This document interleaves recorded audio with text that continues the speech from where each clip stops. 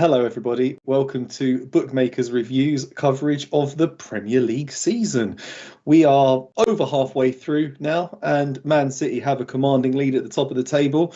But Chelsea have an opportunity to cut the gap a little bit if they can win at the Etihad this weekend, which is easier said than done. We've got some great fixtures also on the cards. We have Brighton versus Crystal Palace, which is known as the M23 derby in these parts. And we also have the Spurs-Arsenal North London derby, along with Aston Villa playing Man United for the second time in a week, and West Ham playing Leeds for the second time in a week. So we got some great games to look forward to. First off, Matt, welcome back to our Premier League show. What did you make of your boys last night in the EFL Cup semi-final? You know who the best player in the match was, Martin? It was Granit Xhaka, because the red card really changed things, and the low block really made the game not entertaining whatsoever. And for some reason, Liverpool, it doesn't matter if Salah or Mane were on the pitch, like they still wouldn't have scored. It's just they really struggle sometimes against a low block, and you have to get one and then kind of force Arsenal to maybe change tactics, and they never did. So all to play for the second leg. No Xhaka there, but I mean it'll be a good match, and we'll see how it goes.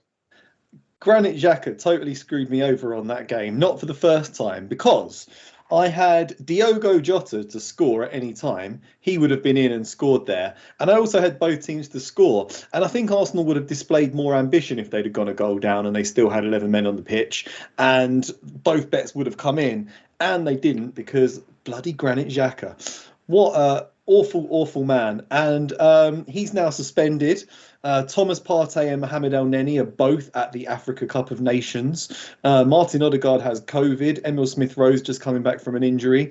So Arsenal don't have a midfield. Apparently Arsenal only have 12 players left in their squad. So their game against Tottenham will be called off this weekend. But we'll preview it as if it is going to go ahead. And we will start on the south coast, not far from where I am now. Brighton taking on their closest rivals geography-wise, Crystal Palace. What do you reckon, Matt? Crystal Palace have been pretty good. Brighton have been pretty good recently, haven't they? Do you think they can get a win? Yeah, this is a very interesting match. Because in the first leg, Palace deserved it all, and then there was this Neil Maupay in the 95th minute kind of stunner. That was, he looped it over the keeper, and it ended up being a 1-1 draw, and it wasn't deserved really for Brighton at all. But they've been the draw kings, and they're missing Basuma, Palace missing the likes of Ayew and Zaha all at the AFCON. So it really throws a wrench in this one. But I was doing a video yesterday with a guy on the Premier League, and I think it makes total sense. What he was saying is maybe Brighton at over 4.5 shots on target, because they're going to control possession here. Palace don't really have a ton to offer going forward right now without the likes of Zaha and Ayew and stuff. So, I mean, I really don't want to get involved on a side, but Brighton, I mean, I think that they have 65% possession here. We know that the style that they like to play, and I would lean towards Brighton if there was anything here, but they just find ways to not win football matches. So it's a pass for me, but I do kind of like, and I agree with his sentiment on the shots on target of over 4.5. That's the problem with Brighton, isn't it? We all know how many XG figure they had last season. They should have finished 5th, but they ended up 16th because their finishing is woeful. I have friends who are Brighton fans, and they tell me that they think their best finisher is Danny Welbeck, which is a pretty sorry state of affairs. They'll create chances, but whether they can win or not. I'm also leaning towards Brighton. I'm tempted to go for Brighton because no Wilfried Zaha for Crystal Palace. No party. They're on the road. Sooner or later, Brighton have to beat their local rivals, don't they? I'd lean towards Brighton if anyone really wanted to put a bet on this one. But yeah, lower hanging fruit this weekend. Coming up next, we have the big game, which is Manchester City versus Chelsea. Thomas Tuchel went 3-0 against Pep Guardiola in his first 3 games against Man City since taking the Chelsea reins, including the Champions League final. But Man City got a bit of revenge, didn't they, earlier this season? They won 1-0 at Stamford Bridge. Do you think, Matt Lawerence, that they can repeat the feat at the Etihad? I don't think so. I think that this is job done, title over here. This is what it feels like. I mean, this is City's big chance to kind of make their statement right here and just end this right now. But I like unders here, Martin. I think that Tuchel sets up well tactically, and we know that City has the best defense in the league because they keep the ball away. And I remember I placed a bet in the Champions League final on both teams to score no in the final, and that came in. And I agree with it here because I think that whoever kind of scores first is going to really want to shut up shop, especially if it were to be Chelsea. I see this as a 1-0, 2-0 to City. And so I've taken the under 2 3/4 route at -115. So if it lands on 3, I would lose half my stake. But I like unders here. I like unders too, but I also like Manchester City to win this game. So I've gone for Man City to win under 4.5 goals. It's my favourite bet. It's my classic bet. So on this emotional day, I'm going to have to go for Man City to win and under 4.5 goals at, I think, -105, which looks like a pretty good set of odds. Yeah, I also think that Man City will be too strong for them. Got a few players missing, but they've got a very large squad and they're not really going to worry about that. Vivica Crystal, hello to you. Hello to you. What's my take on the corners market? I looked at this for a long time, actually, and I just had to pass because there were a ton of corners in the reverse fixture. I think Man City had like 13 or something. They had about 8 more corners than Chelsea, but that was quite an unusual game. You don't normally get a lot of corners in Man City games, and I think they've called the line bang on. So it's a pass from me on that one, I'm afraid. Did you ever look at corners in this one, Matt?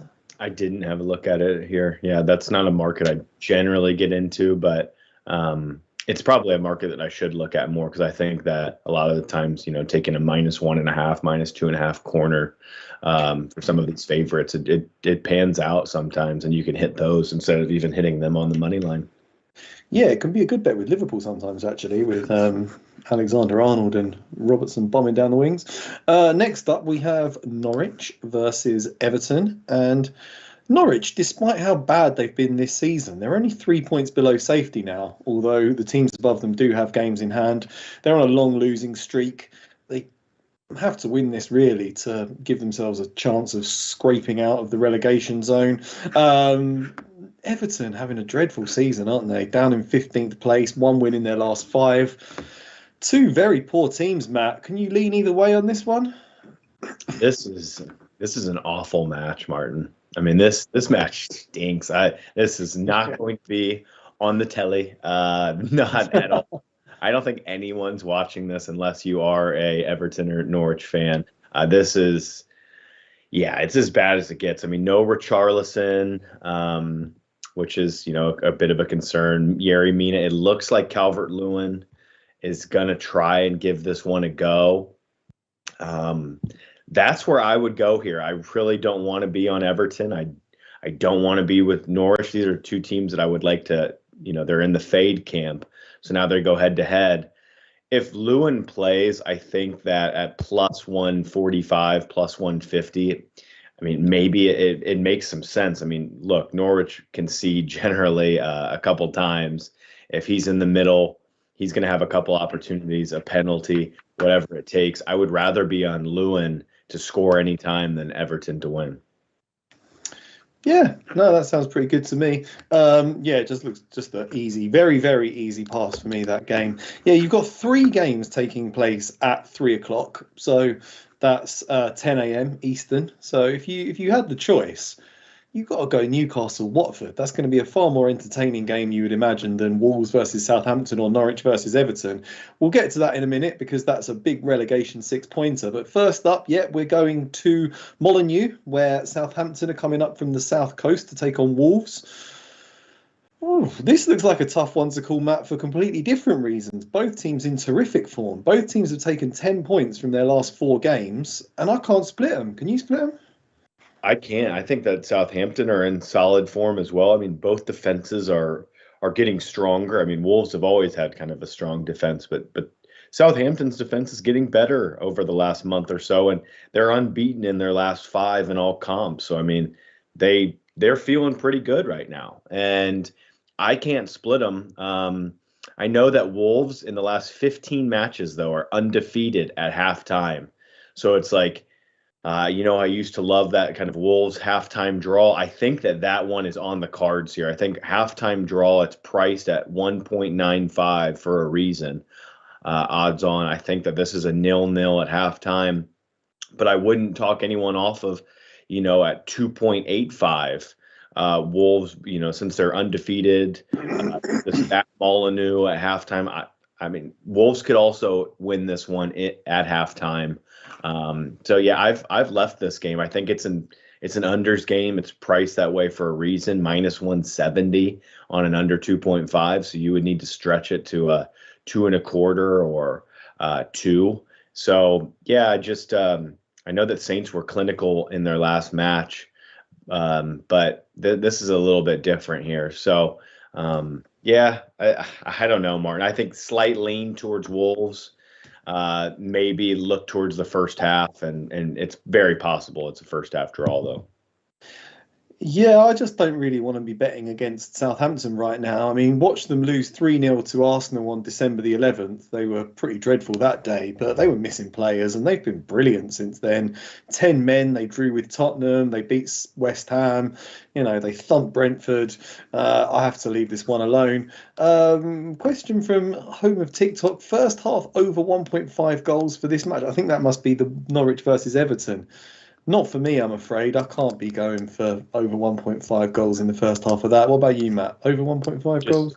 Just not enough quality. I mean, Norwich rarely get on the score sheet, and Everton are kind of dreadful in the attacking half. I mean, that would be a big price. So, I mean, maybe. I mean, the two matches that, I mean, those two teams need to go for it. So it's possible, but it wouldn't be for me.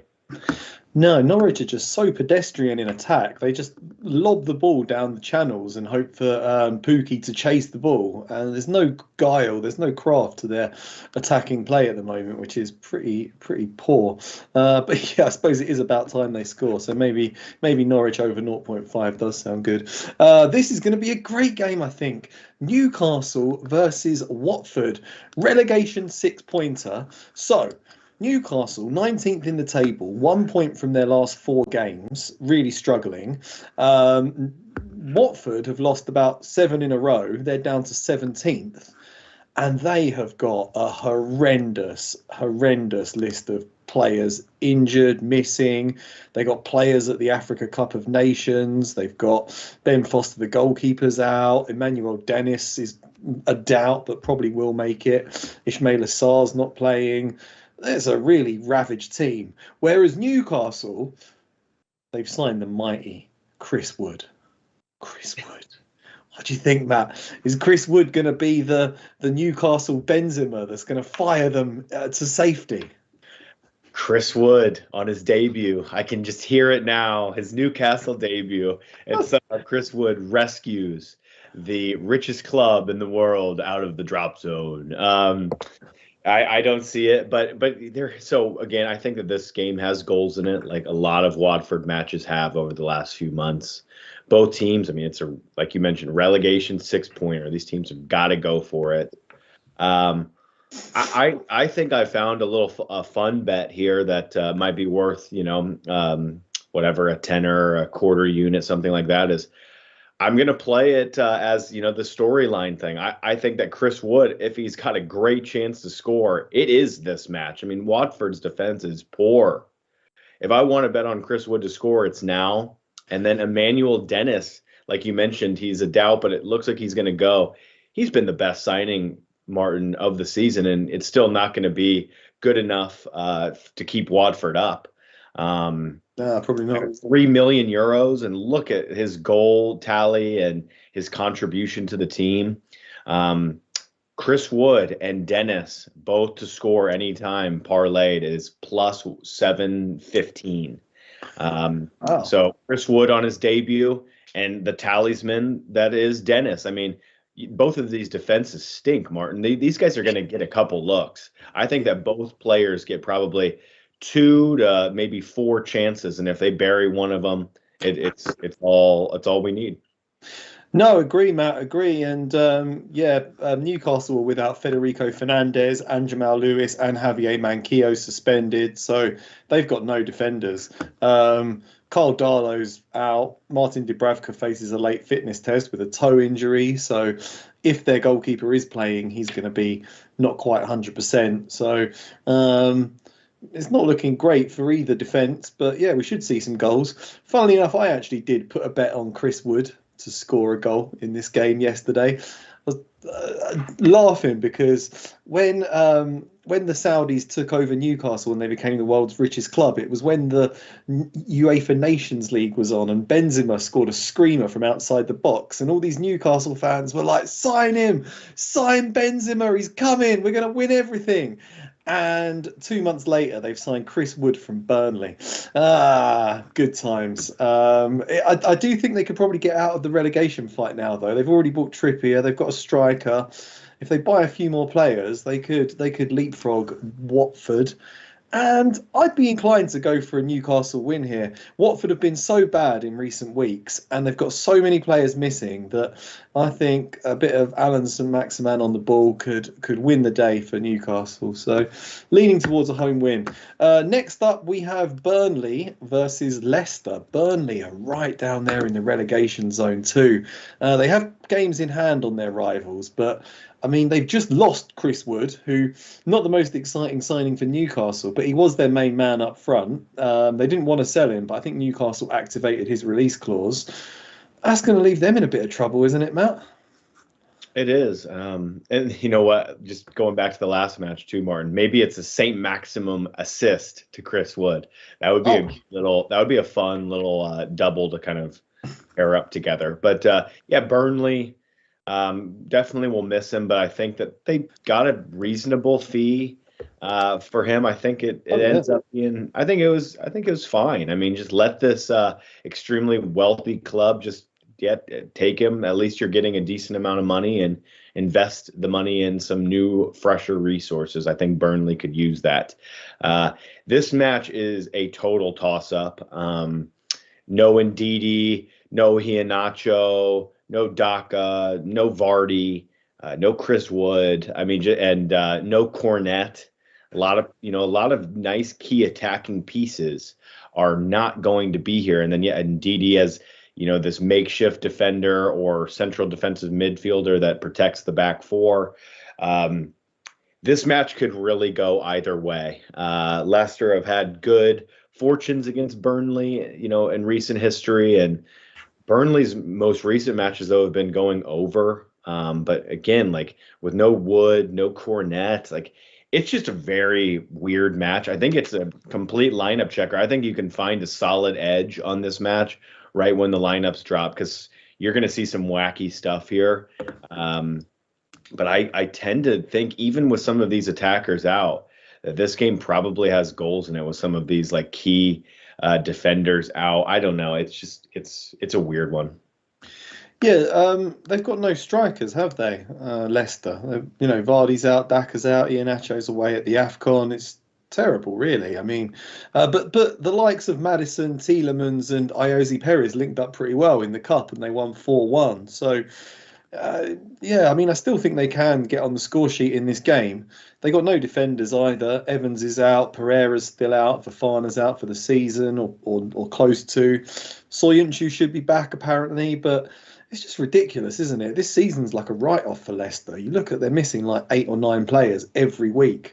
So how can they really be expected to compete? I think they just need to do enough to try and like get a mid-table finish and try and go again next season, when hopefully there's not going to be so many COVID cases and the Africa Cup of Nations isn't going to be on.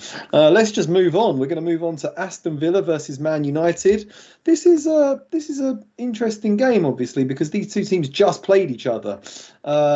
Sure you watched it, Matt, but brief recap. There was the early header, wasn't there, from Scott McTominay, and Aston Villa battered Man United after that. Hit the bar, couple of goals disallowed, shot cleared off the line.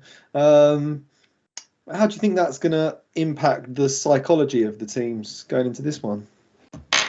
Think that we can expect to see a very similar match here. I think that Villa were clearly the better side on the road at Old Trafford, and United just had that one piece of magic where it was a 10 out of 10 cross from Fred and McTominay, and he buries it, and Emi Martinez has no shot at that one. But when you look at this, Villa's defense is probably better. I mean, you could compare these sides, Martin. I think you could make an argument that Villa are stronger. When you stack up the lineups, if you don't just look at this, and you see Cristiano Ronaldo at the top and you think, oh, wow, like this United team is so good. No, it's not the case. I think that this is a two-bet kind of match, really. I think that we're going to see something similar. De Gea, Emi Martinez, couple of decent defenses. I think the match is unders again. I think that having those two goalies and some decent defenders, it's going to take one of these players. They really have to slot it in the corners or roof it up in the net, or these goalies are so good that they are going to keep that under in play for 90 minutes. Like, you're going to have a shot at it. There's going to be a goal, I'm sure, but there's going to be some super saves that come along with it. So I would rather be with unders again. And I also like Villa. I like Villa plus a quarter, getting a slight head start here at home. Maybe Coutinho comes off the bench. Maybe Luka Dean comes off the bench, or maybe he even starts. I stack up these 11s, Martin, and I think that Villa are right there with them, and getting the home support, maybe getting a little quick revenge for Steven Gerrard. I want to be with the home side, and I want to be with unders. Okay, interesting. Yeah, I was just interested to see that Ralph Rangnick finally abandoned his hated 4-2-2-2 formation in that game. He went with a normal 4-2-3-1. I think the fans were very happy about that. Obviously, Rashford was terrible, but they've got a few players coming back now. So if Ronaldo probably going up front instead of Cavani, and then you could put Jadon Sancho in for Rashford, I think it could be dangerous. It's such a difficult one after the teams have just played. So yeah, I was actually leaning towards Man United, funnily enough, but maybe if we can't agree on that one, maybe that's a good one to pass. Next up, we have a similar situation. West Ham just beat Leeds very comfortably, 2-0 in the FA Cup. Now the teams are playing again against one another yet again. Leeds are another team that are really struggling with lots of players missing. Oh, and thanks to Vivica Crystal, by the way, in the chat. You're right. I've just seen that, Burnley versus Leicester is postponed due to the number of players that are missing and out. So nothing on that one. They may well call off Spurs Arsenal as well, but it looks like West Ham Leeds is going to go ahead. Poor old Leeds have been missing so many players for so many weeks now, but they keep having to go in and play their games.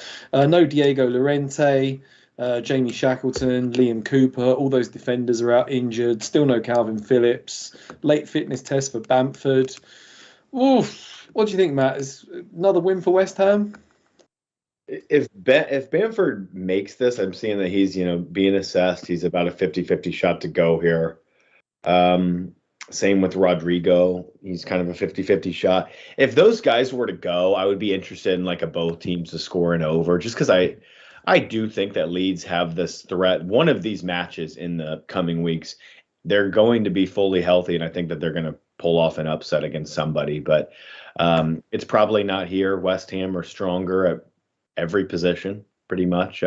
It's amazing that I don't think we would have said that a couple seasons ago, Martin, but West Ham have just done the proper recruitment, and they're going to be in this top four race till the end. And I think that maybe West Ham over 1.5 goals, like that makes sense. Like that's a pretty good price, and I think it's a playable price. That would probably be my best lean on this game, but with some of these question marks in Leeds camp, but just I'll wait and see. I don't think this line is moving too much.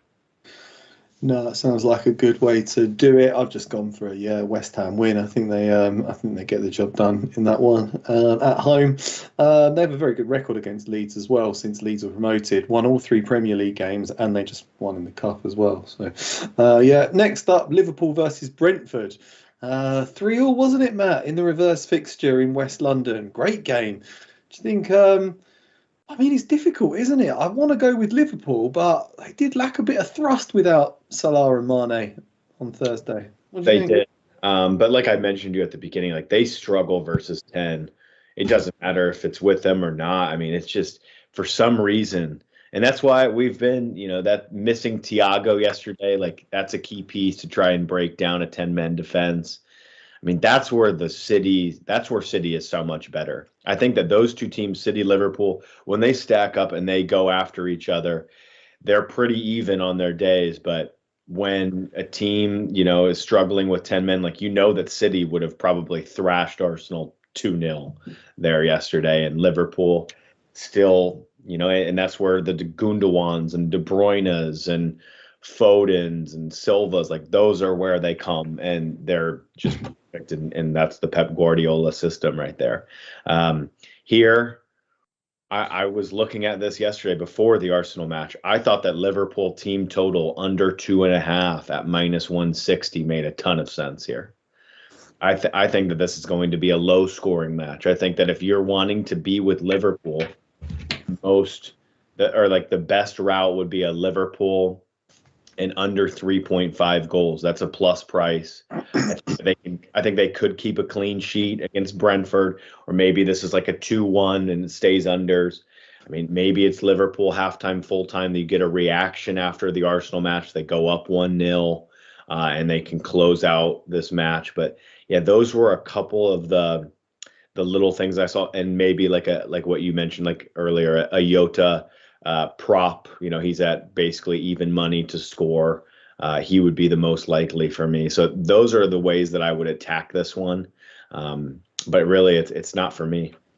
Yeah, I always want to be on Jota to score when when there's no Salah and Mane, because he's clearly their most dangerous goal threat. That does sound like a really good bet, actually. Thanks for that one, Matt. I just went for Liverpool -1.25 or Liverpool -1.5 to get the value, but you're right. It does seem like the sort of game that they might not win by two clear goals because of the players that they have out missing. You really do miss Salah and Mane's pace and incision down the flanks, don't they?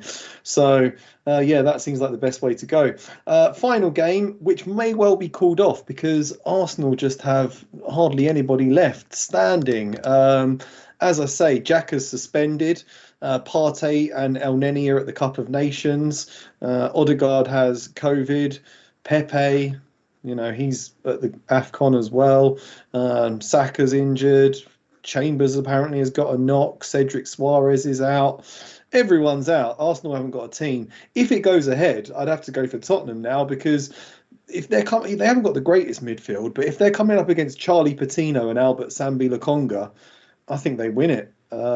Maybe both teams to score because Martinelli's playing. Lacazette will play. But yeah, they just look a bit too depleted at the moment for me. So maybe called off. But if it does go ahead, I'm afraid I have to lean towards Spurs.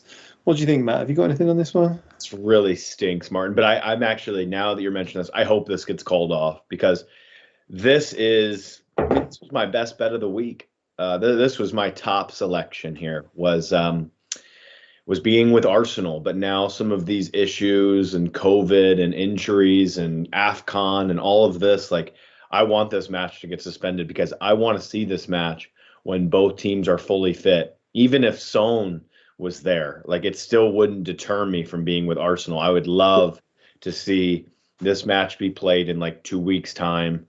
Arsenal are pretty much fully fit and Spurs are pretty much fully fit as well. Maybe they would still be missing Son. I mean, I think it has banker material written all over it. Arsenal are better. Spurs, they're not that great, and this would just throw a classic wrench in this one where I'm completely off of it now. But yeah, I still need to actually get off of it on my sports book, because I placed a 2-unit bet on Arsenal plus a quarter here. I don't understand why Spurs were favorite.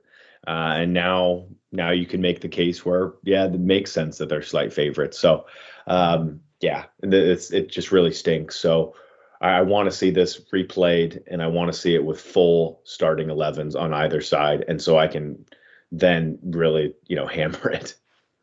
Yeah, it's a real shame because Arsenal were comfortable the last time they played Tottenham, and yeah, if both teams had their full starting 11s, I would fancy Arsenal at the moment. It's just these problems. This whole season has just been so chaotic with all the players missing. Last season we didn't have these problems, even though the pandemic seemed to be much more in the thick of it. Then just all these cases ever since Omicron came along has just been ruining everything. So yeah, I think I'm going to have to pass on that one, but I would maybe still go for a BTTS and over 2.5. I don't think you sent me any picks, did you, Matt? So we're just going to just read out our picks, I guess. I was on Man City to win and under 4.5 goals. I got that at plus 100. Man United draw no bet at minus 133. I'm going to switch to your Liverpool and under 3.5 goals. I like that. Gone for West Ham to win and over 1.5 at minus 120. I was on the BTTS and over for Spurs Arsenal, but I think I'm just going to leave that alone now. What are you going for this weekend, Matt? What's your favourites? Well, it was Arsenal was my favorite. Now I'm off of it. So I've got Chelsea City under 2.5 or under 2.75. I like Villa plus a quarter, and I like Villa United under 2.5. And I do like Liverpool and under 3.5 a little bit. That one might make the list, and we'll send it off with a banger here, Martin. Chris Wood and Dennis parlay. They both get on the score sheet at plus 750. Shop around for your odds, but that one makes some sense to me. I think that match is going to have goals in it, and I think that those two are the most likely. I'm going to go for it, Matt. Hopefully, it will make us rich and famous. Well, thank you so much, Matt. Thank you to everyone on the chat. It's been beautiful. We've been making these shows for many years now. I've been doing them for 7 years, this Premier League show. And I think this is going to be it for us today. This is going to be the last live Premier League show that we do. We've got one more show coming up in 28 minutes. That's our La Liga show. And we hope you join us for that, whereby you will hear our thoughts on a few upcoming games in the Spanish Super Cup. And then I don't have the full details yet, but there's going to be lots more exciting content coming up from Bookmakers Review going forward, but it's not going to be some of the live shows like this. So stay posted, stay tuned, and subscribe if you would like to be kept up to date with all things going on with Bookmakers Review. And we hope you'll join us again in 28 minutes, where we'll have a party and we'll talk about La Liga. Thank you, everybody.